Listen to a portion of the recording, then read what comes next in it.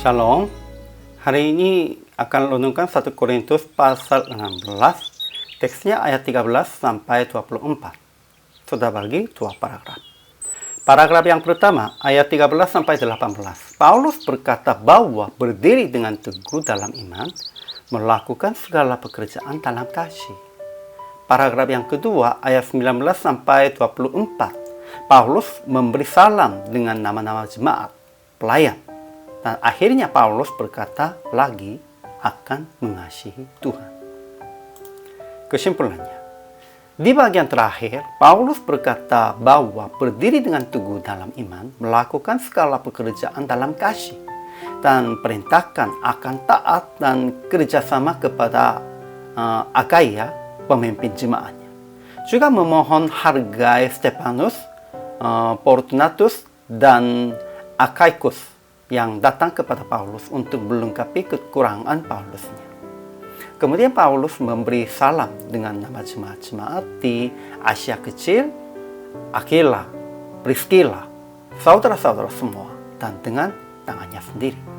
Akhirnya Paulus berkata lagi akan mengasihi Tuhan.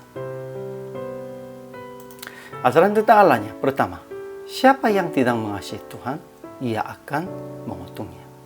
Kedua, kasih karunia Tuhan Yesus menyertai orang percaya. Ajaran tentang manusianya. Pertama, Paulus berkata bahwa berdiri dengan teguh dalam iman, melakukan segala pekerjaan dalam kasih. Kedua, Paulus perintahkan akan taat dan kerjasama kepada Akaia, pemimpin jemaat. Juga memohon hargai Stefanus, Fortunatus, dan Achaicus yang datang kepada Paulus untuk melengkapi kekurangan Paulusnya. Ketiga, Paulus memberi salam dengan nama jemaat-jemaat di Asia Kecil dan Aquila, Priscilla, saudara-saudara semua, dan dengan tangannya sendiri.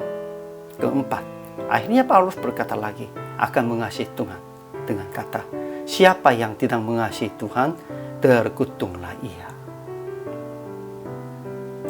Aplikasinya. Pertama, melakukan segala pekerjaan dalam kasih dan memberitakan akan terkutuk kalau tidak mengasihi Tuhan.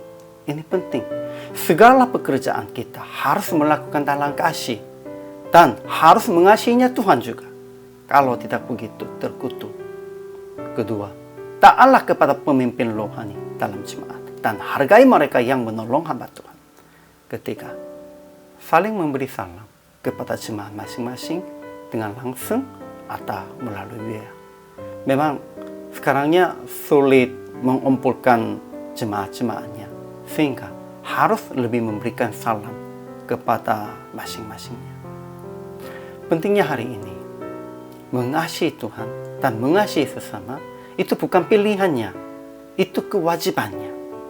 Ya lebih baiknya begitu, bukan lebih baiknya mengasihi, harus mengasihi kita. Jadi PR praktek hari ini mengingatkan kepada jemaat akan mengasihi Tuhan dan mengasihi sesama.